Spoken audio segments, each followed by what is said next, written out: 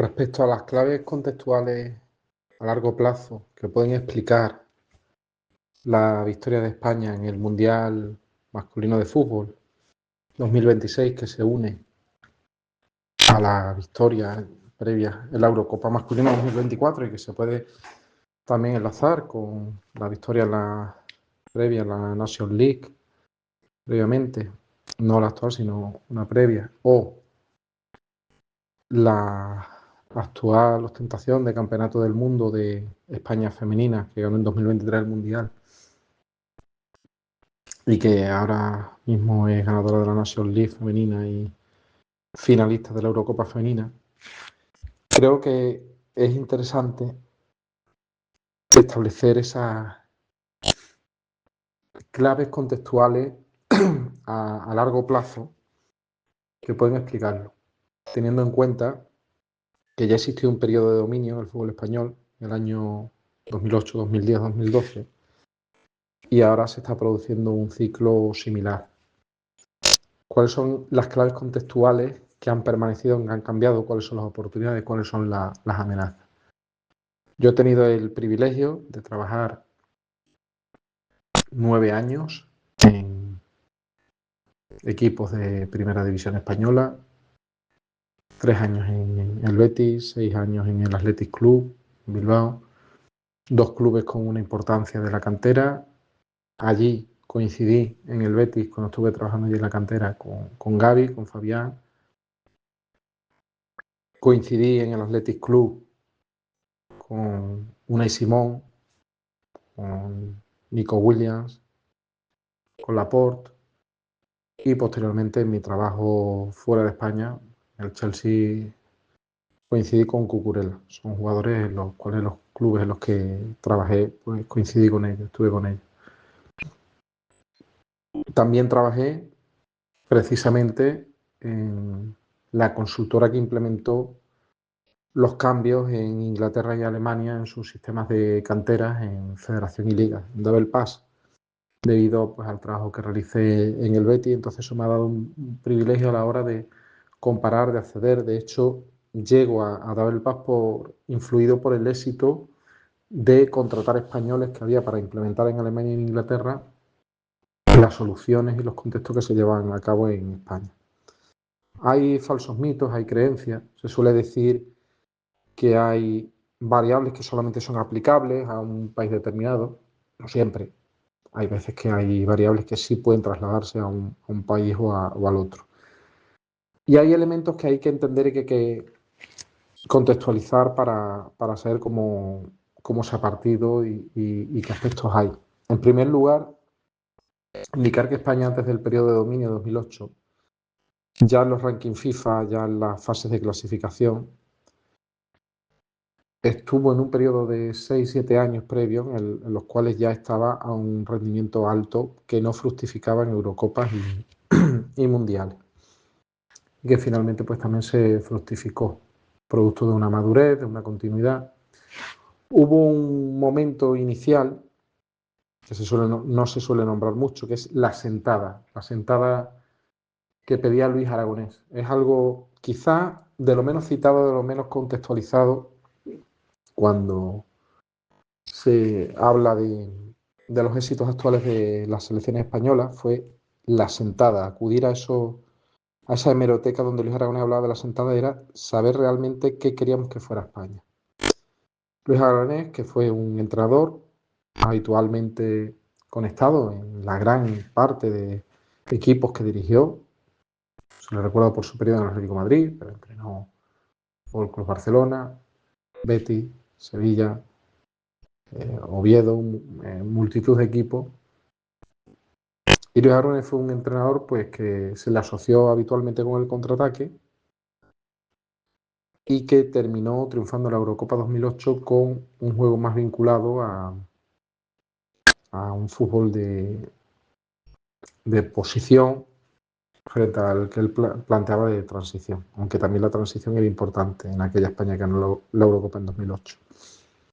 En esa sentada, lo que hablaba Luis Aragonés, que hablaba incluso de hablar de de incluir a la prensa, de incluir a entrenadores, a jugadores. Él hablaba de la sentada de a qué queremos que juegue España. Si atendemos a los medios de comunicación, a las hemerotecas, a los libros, a los comentarios.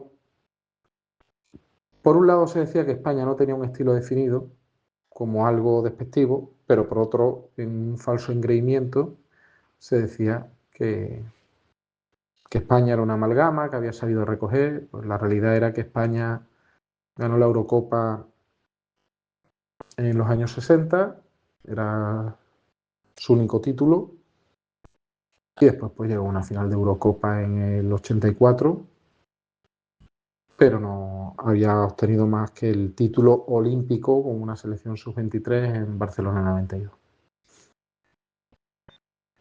Entonces no casaba esto con la diferencia que había con rendimiento en clubes.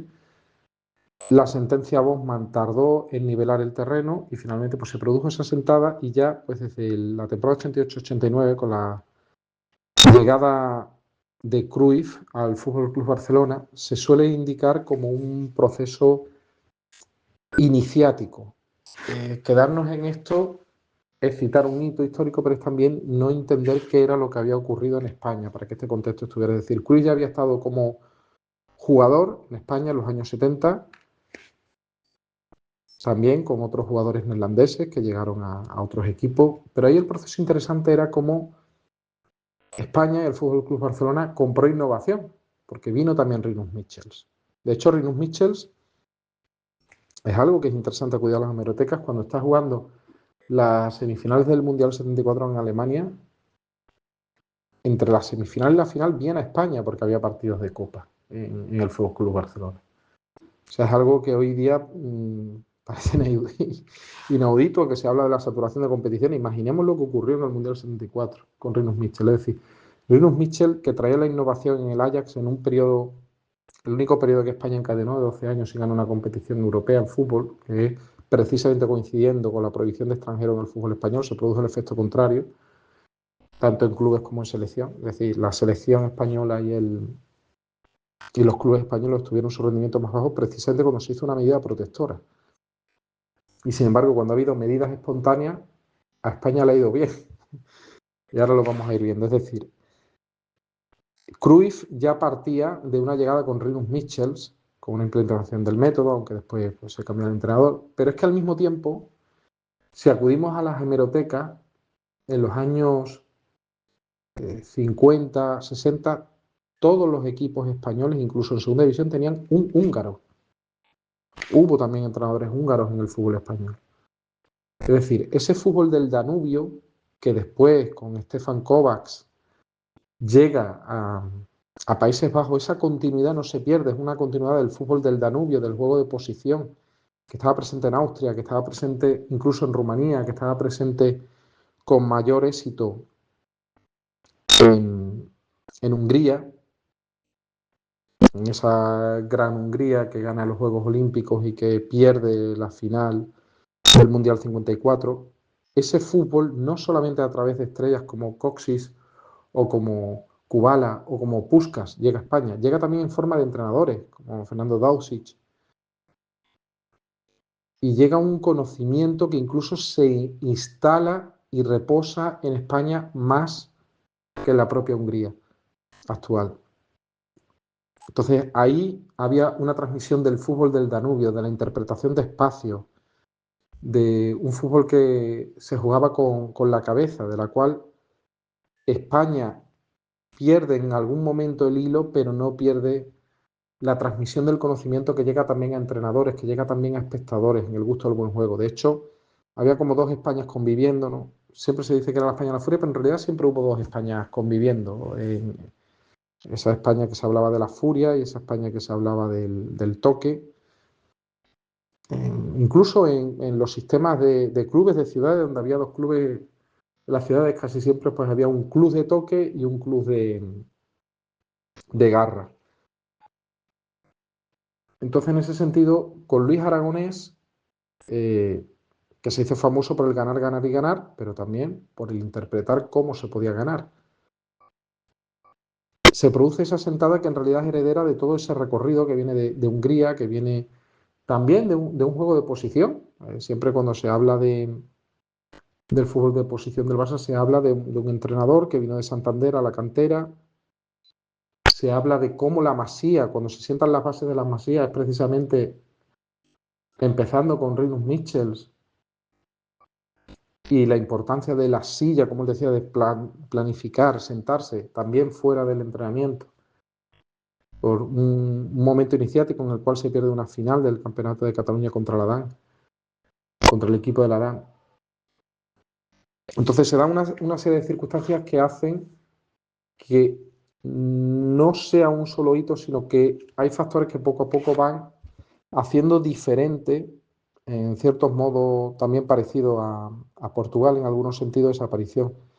Se habla mucho ahora de la importancia del fútbol sala en España. Ahí hay un contexto interesante, es decir, yo pertenezco a la generación que tiene la misma edad de los jugadores que ganaron el Mundial de 2010 y ahí nosotros vivimos una transición, que fue la transición de aparecer en España el fútbol 7. En otras comunidades autónomas, en otras regiones fue fútbol 8, fútbol 9, pero fundamentalmente mi generación, la de Xavi Hernández, la de Iniesta, vivió la transición de solamente existir el fútbol 11 en categorías inferiores a pasar a tener también el fútbol 7 como un escalón intermedio. Eso fue crucial. Yo recuerdo cuando se producía la selección de talentos, cuando yo era niño, adolescente, viví la transición de que lo importante era el kilo y el metro, es decir, el peso, la altura, el ser grande, solo como criterio. Como poco a poco el fútbol 7 ayudó a que el criterio pasara a ser también la comprensión del juego, la influencia de personas como Horst Wayne, recomendado por Carles Resach, que venía del hockey hierba, es decir, la influencia y la confluencia de otros deportes contribuyó a algo muy importante en esa España que gana el Mundial de 2010 y las Eurocopas de 2008-2012, que es la entrada del fútbol 7, que hace casi como un cajón intermedio respecto al fútbol sala. En esto nos llevaban ventaja a otros países y lo implementaron, como Francia, que tenía mucho más establecida esa pirámide. España no la hizo de manera tan teórica, se intentó en algunos proyectos, pero digamos que de manera espontánea se fueron ubicando las piezas. Por ejemplo, Málaga fue la última provincia de España en implementar el fútbol 7, se seguía jugando fútbol 11, porque no se quería hacer una adaptación, un cambio presupuestario.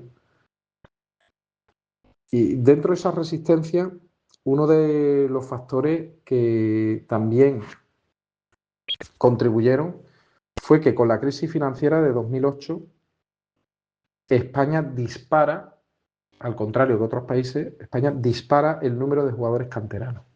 Es decir, el proceso que antes se producía cuando bajaba de primera a segunda división, en España se produce casi de manera general con la crisis de 2008, se dan más oportunidades a los jugadores y se establece una cultura de la oportunidad que no estaba tan presente antes de la crisis de 2008. Esa cultura de la oportunidad al joven. Y se sientan unas bases que también, algo que España no había planificado, a finales de los años 70, pues se establece la categoría de la segunda B, es decir, el sistema español era primera y segunda división que abarcaba todo el país, la segunda B se convirtió en un nido óptimo desde el punto de vista de consultoras y de análisis, no solo para la formación de jugadores y los equipos B, sino también para la formación de entrenadores. O sea, es decir, la segunda división B española ha sido la mayor formadora de entrenadores de élite, de equipos B, de jugadores filiales. Y después también, pues, hay una paradoja que cuando España ha regulado frente a lo espontáneo, ha solido ir mal. Es decir, la segunda vez sí fue algo que con otra intención, tenía otra intención, pero fue algo que ha contribuido de una gran manera, dividiendo a España en cuatro grupos. Fue algo que dio la competitividad, el nivel de competitividad exacto que se necesitaba, sin haberlo buscado. Y sin embargo, otras modificaciones, como por ejemplo el cambio a primera RFEF, segunda RFEF, si bien sigue manteniendo algunas de las virtudes del contexto del ecosistema del fútbol español, no, no está teniendo un impacto tan bueno como tuvo el de la segunda vez. Es decir, se intentaba una profesionalización de las categorías, no se están dando esa serie de objetivos. Hubo un proyecto también que estuvo a punto de realizarse, que era una liga de filiales. digamos, inspirada, porque en ese momento pues parecía que era el modelo que existía ya en Inglaterra, se ha demostrado lo contrario. Es decir, con el tiempo se ha observado que es mucho más importante que los filiales compitan en esas categorías a los sistemas, por ejemplo, como el italiano, de donde solamente hace muy poco tiempo ha aparecido los filiales en determinadas categorías. Portugal ya también lo implementó con España. Es decir, esas son unas características que había ahí. Y si la generación de 2008, 2010, 2012 fue la generación del fútbol 7, la aparición del fútbol 7, la implementación progresiva del césped sintético en los pueblos, en todos los campos de España, puede decirse que ha sido ya también la de esta generación, que ha ganado en 2024-2026, que ya se ha jugado con una plenitud de campos de hierba sintética. Esto es algo que no es banal, esto es algo que no es trivial, es decir, la formación de un jugador es interesante, que tenga distintos botes, que jugara por mi generación. Nací en 1969, pues jugábamos en campos de tierra, a veces jugábamos en campos de césped sintético, a veces jugábamos en campos de las menos, en campos sintéticos, otras veces jugábamos en campos de césped natural, pero el número de horas de entrenamiento para un criterio fundamental, que es la calidad de pase, ha permitido que lo que antes solamente conseguías cuando ibas a una cantera de élite con 15 y 16 años, pues ahora lo puedas tener prácticamente en cualquier pueblo o en cualquier barrio. Dentro de las amenazas de este ecosistema español, encuentro varias respecto a que se mantenga esto. Uno es el que, precisamente porque una de las ventajas de España y de Portugal era que obtener la licencia UEFA Pro, obtener el título de entrenador, era mucho más barato en España. Y es mucho más barato en España y en Portugal que en el resto de Europa. El número de entrenadores UEFA Pro que hay en España y en Portugal y en Islandia per cápita multiplica ampliamente cualquier otro país. Y claro, la clave pues está en las decisiones personales y en la cultura del país, pero hay una fundamental que es el precio. Hay una tendencia ahora a aumentar el precio en España en distintas titulaciones. Esa puede ser una de las amenazas. Veremos si es una tendencia de mercado o algo que se establece, pero es algo que a España le ha dado ventaja claramente. ¿Por qué? Porque hay detalles muy aburridos que hay que practicar día a día para la formación de lo que se le llama juego posicional, que es el escaneo con la cabeza, el girar, el hacer el detalle. Ha habido siempre en España una dualidad entre si había que hacer un enfoque integrado, cognitivo, de enseñanza por el juego, había que hacer algo repetitivo, y España ha encontrado, más allá de debates filosóficos y a priorísticos, ha encontrado ahí la chispa adecuada en estos conceptos de entrenador. Es decir, el hecho de que hayamos tenido a personas como Jorge Wayne, que en un pueblo perdido de las provincias de Huelva o Sevilla, Jorge Wayne acudiera y hablara del juego, del entrenamiento mediante el juego, de la interpretación de espacio, el juego posicional, esto que iba creando. Iba creando una patria común que era el juego, que era el juego posicional. Es decir, a pesar de que existen libros, por ejemplo, sobre la Masía, todo el mundo habla de la Masía, pero existen dos libros muy buenos para explicar ese fútbol. Uno es Senda de Campeones de Martí Parasnau, el otro es de ADN Barça, de Seirulo, donde ahí se puede, por ejemplo, algo tan sencillo a la vez tan complejo como es el hop. Todo el mundo habla del Barça y de los Barça parlantes. Se criticaba mucho a la escuela del Barça porque se decía que eran jugadores que solamente se podían adaptar al juego del Barça, pero claro, lo que no se pensaba cuando se decía eso hace 20 años es que también entrenadores de la escuela del Barça iban a expandirse por el mundo. Y entre Puyol y Cubarsí podemos ver una transición interesante. Es decir, yo recuerdo entrenamientos que yo veía a Guardiola intentar convencer de aspectos posicionales a Puyol, y Puyol pues terminaba obedeciendo, pero no se lo creía. Por ejemplo, a la hora de hacer una vigilancia o de hacer un marcaje, de dejarse dar la vuelta a un jugador, y ahora ves que Cubarsí, que nació después de esas discusiones que yo vi, algunas estaban en hemeroteca, se pueden observar perfectamente, de explicaciones que le daba Guardiola a Puyol. Ahora ya Cubarsí, digamos, hace eso que le comenta ahí Guardiola. Más allá de que sea lo correcto o no, pero digamos ahí es donde podemos ver esos matices.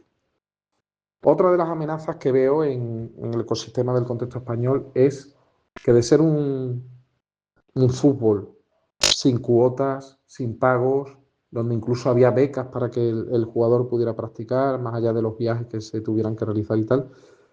Bueno, pues se están institucionalizando cuotas que por el momento no son limitantes, pero por ejemplo hay ecosistemas muy concretos, como por ejemplo Madrid, donde el fútbol se ha privatizado, se ha burocratizado, donde el club de barrio está desapareciendo frente a la escuela privada, con ventajas evidentes, pero también con inconvenientes respecto al grado de accesibilidad y al número de metros cuadrados también de los cuales se puede disponer. Es decir, lo que en principio era un problema cuando lo estudiábamos hace 20 años, que era poder disponer de campo entero, de medio campo. Que todos los que hemos entrado en España hemos tenido que entrenar en un tercio de campo, en un cuarto de campo.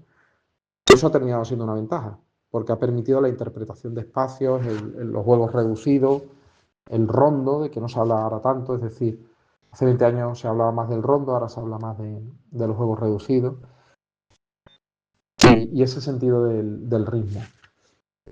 Y finalmente, pues dentro de todos estos factores, también habría que incluir algo que es común a otros deportes, en otros deportes como he trabajado, que es el balonmano, que es algo de lo que habló mucho Mauri Henriks en hockey hierba cuando fue seleccionado español, que era el carácter positivamente gregario de los españoles. Es decir, se ha hablado mucho que España no tiene los mejores jugadores, pero sí que tiene al mejor equipo. Y eso es algo cultural que ha estado presente también en deportes como el ciclismo. Es decir, en no poner mala cara si no voy a jugar. Eso es algo que forma parte de las culturas españolas más presentes. Es decir, cuando he trabajado en otros países, es algo de lo que fui consciente al salir. Es algo de lo que fui consciente al salir porque lo he vivido en balonmano. Es decir, España gana las Eurocopas 2010, los campeonatos de Europa de balonmano 2018-2020, gana los mundiales de 2005-2013 sin tener los mejores jugadores. Pero teniendo una actitud en la cual hay algo cultural de no aguar la fiesta, hay algo cultural de que la competitividad interna sea menor que la competitividad externa hacia los demás, en aportar. Y tengo un recuerdo metafórico de esas euros de 2018-2020 de balonmano ganadas por España. Incluso hay una metáfora que es la semifinal que España le gana a Argentina en baloncesto en el Mundial de 2006.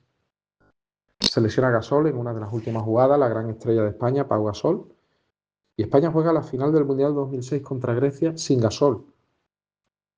Y se decía, bueno, que iba a afectar, que Grecia sí iba con su mejor jugador.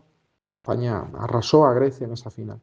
Y arrasó con una idea de juego colectivo, con una idea de tenerlo preparado. Es decir, vemos que otras selecciones, cuando su estrella falla, no supera ese duelo.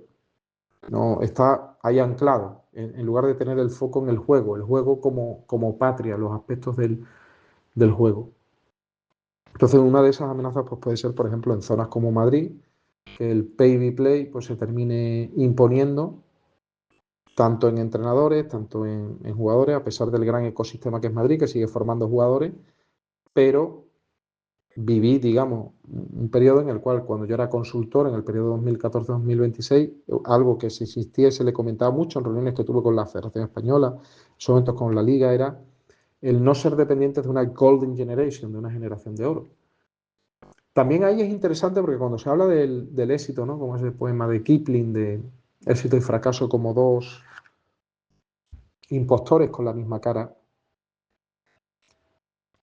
Dani Olmo y Ferran estuvieron, por ejemplo, en aquella selección que jugó contra Marruecos, que entre comillas pues se decía que fue un partido en el cual España, digamos, no tuvo una virtud de atacar ese bloque bajo. Es decir, el hecho de enfrentarte durante años a bloques bajos y de fracasar contra bloques bajos es lo que te hace después poderlos atacar mejor. Este éxito es también hijo de aquel, entre comillas, fracaso que fue, digamos, esa formación. Casos como el de Dani Olmo son muy llamativos, es decir, Ocurre también en balonmano, que es el otro deporte que más trabajo. Es decir, Dani Olmo encontró en Croacia una patria futbolística porque era, además de aprender croata, él llevaba el juego, él llevaba esa interpretación de espacio. Es algo tan sencillo como, ahora que está tan de moda, pues que está muy bien en redes sociales, explicar tácticamente, pero explicar un hop. Qué es un hop, ¿no? Por ejemplo, del juego del Barça? Es algo, es decir, por ejemplo, es importante nombrar los aspectos. España ha hecho un trabajo, al igual que Portugal, muy intelectual. En los años 70, España y Portugal empezaron a invertir mucho dinero público en facultades de ciencia del deporte. Y esto intelectualizó en el sentido positivo de la palabra el fútbol. Uno de los motivos del fracaso de España en el Mundial 82, siempre dicho por los propios jugadores, fue la ausencia de preparador físico. Es decir, España ya formaba preparador físico, pero España se planta en un Mundial organizado por ellos mismos sin ese aspecto. Cuando España, la ciencia del deporte también iba generando, y en Portugal, en la Facultad de Ciencias del Deporte, entrenadores. Rafa Benítez pues, fue el primer entrenador español formado en una Facultad de Ciencias del Deporte que gana una liga, y después pues acuden muchos más. Por ejemplo, Mourinho en Portugal se formó en la Facultad de Ciencias del Deporte, Enfermedad de Lisboa. Entonces, esto genera una intelectualización en el sentido positivo, y es la importancia de ponerle nombre a las cosas. Es decir, llamar a algo una pareja al tercer hombre no es querer poner etiqueta, es facilitar la integración, facilitar el conocimiento, entender mejor de una manera pedagógica para llegar más allá. Viví esa transición también. Es decir, uno de los objetivos era que un entrenador formado en la Facultad de Ciencias del Deporte, en la universidad, llegara.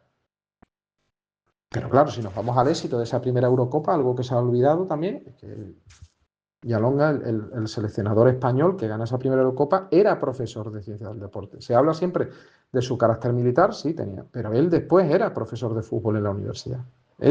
Tenía esa vertiente militar, pero tenía también la vertiente de, de, de la universidad. Entonces, todos estos son aspectos que unidos nos permiten entender que estos ciclos no se convierten en una panacea, pero que obedecen a un contexto. Es decir, que Dani Olmo, que no encontró, digamos, las oportunidades que él quería, salga a Croacia y continúe, y vaya a Alemania y continúe aportando, porque ha tenido esa idea. Que Rodri salga de España y encuentre, digamos, en un Barça parlante esa dimensión. Que sea también eso que se hablaba de los Barça parlantes, que sea también compatible con jugadores que no han estado en esa escuela. La importancia social de núcleo, es decir, Real Sociedad y Athletic Club, se habla poco de estas canteras en comparación a la Masía, pero si atendemos, hay una metáfora preciosa que es como la Real Sociedad gana la liga precisamente con la primera promoción de jugadores formados cuando se hace una puesta cantera. Hay una entrevista preciosa que se le hace al presidente de la Real Sociedad cuando deciden establecer la cantera y que no se entrenen solo en la Concha y que no... ¿Y cómo esa generación que se forma ahí va ahí? Pero es que posteriormente la primera generación que se hace en el centro de Lezama es la que gana las ligas 83-84 en Bilbao con el Athletic. Es decir, el hecho de hacer centros de cantera, por ejemplo, el Athletic mandó, desde un punto de vista intelectual universitario, a Manolo Delgado Meco, que venía de la Universidad de Linares de Madrid, lo mandó a Colonia a estudiar los métodos de pedagogía, de enseñanza. Es decir, lo que estamos viendo ahora de Real Sociedad y Athletic en la formación de jugadores es algo que parte de una decisión en los años 70 que les hace ganar ligas 10 años después, que se siembra el fruto, que se tiene paciencia y en distintos aspectos también de apuesta de la importancia social del fútbol en ese sentido, de la continuidad también, que es uno de los aspectos que se produce. Bien, pues todo esto son factores contextuales que pueden hacer que aparezca de esta forma esta situación, y que quizá todo tiene una raíz, que es que en el año 2008, cuando viene la crisis financiera y en otros países se deja de apostar por el talento, hay algo muy, muy andaluz, hay algo muy español, que es: si el chico pequeño está cantando mal o está bailando mal, no le digas que lo está haciendo mal. Anímalo, jaléalo. y después le irás orientando y le irás llevando de la mano e irás aprendiendo. Esa es quizá una de las claves en las cuales sigue habiendo oportunidad y no amenaza. Un par de ideas más como bonus track. Una sobre Fabián, que coincidió mi estancia allí cuando él estuvo en el Betis, y otra sobre la estructura de competiciones juveniles en España. Bueno, pues Fabián, una de las circunstancias que teníamos cuando analizábamos y lo comentábamos con las personas que se trabajan en cantera era que había que mejorar la estructura física de los jugadores de cantera en el Betis, especialmente pues, los jugadores del medio centro. A Fabián se le cede, se va a jugar segunda división, se va al Elche, y cuando regresa él vuelve con el cuerpo cambiado, de un trabajo muy serio, pero además de un trabajo orientado a fútbol. Es decir, la capacidad que tiene el fútbol español también, que cuando se cede un jugador a un equipo que en principio le va a dar minutos, pero que puede que no le dé otros factores, pues fue, digamos, una bendición. Esa es una de las virtudes también que ha tenido la red de ciencias del deporte en España. Otro factor es, cuando estuve trabajando en Inglaterra, en Alemania, uno de los principios que se seguían, tanto en fútbol como en balonmano, era the best with the best. Es decir, que los mejores jugaran contra los mejores. Que hubiera categorías como las hay en México, por ejemplo, en el cual hay una competición nacional. Sí, en España existen dos competiciones de ámbito estatal, pero son fases finales en el ámbito juvenil. Es decir, España ahí no sigue el sistema que en principio desde un punto de vista teórico parece más adecuado, y volvemos a lo mismo de las circunstancias, de las características de que cuando en España se intenta regular algo en deporte, consigue el efecto contrario al que busca, y cuando se organiza de manera espontánea suele ser una virtud. Es decir, en España no existe una liga nacional, una liga estatal que agrupe a todos los equipos juveniles y que jueguen todos contra todos. Sí existe en otros países y sí ha sido algo que se ha implementado. En España lo que hay son fases finales de Copa del Rey, de Liga de Campeones, algo con mucho prestigio, es algo que casi se puede decir que en cierto modo se equipara a un Oscar de la mejor cantera del año, aunque sea algo exagerado, pero que es algo muy importante para los entrenadores en su formación también y para su desarrollo posterior. Y no existe, no existe. Alguna vez se ha planteado, y sin tener eso, de los mejores contra los mejores compitiendo todo el año, es decir, que uno de los problemas que solemos tener en las canteras en España es que hay pocos partidos significativos durante el año, que digamos el campeón, el líder provincial, tiene a alguien contra quien se lo disputa y poco más. Después existen ya partidas de cadetes, las infantiles, pues ligas autonómicas, también por las grandes distancias que hay en España, que hacen que sea menos planteable que en otros países de menos extensión con la población que tiene España. Pero no existe esa competición que desde un punto de vista teórico parece que lo enriquecería. Y sin embargo, siempre que se hablaba, algo que lo citaba Inés Meléndez, pues era la red de jugadores voluntarios, algo que Rinus Michel hablaba mucho de eso. Yo recuerdo a Rinus Michel cuando vino a un congreso a Vizcaya, y él hablaba que uno de los errores que él había cometido en Países Bajos era despreciar la fuerza de los voluntarios. Y Ginés Meléndez pues eso lo supo interpretar, lo supo hacer, es decir, la fuerza de los voluntarios, de los ojeadores en cada provincia de España para el sistema de selecciones.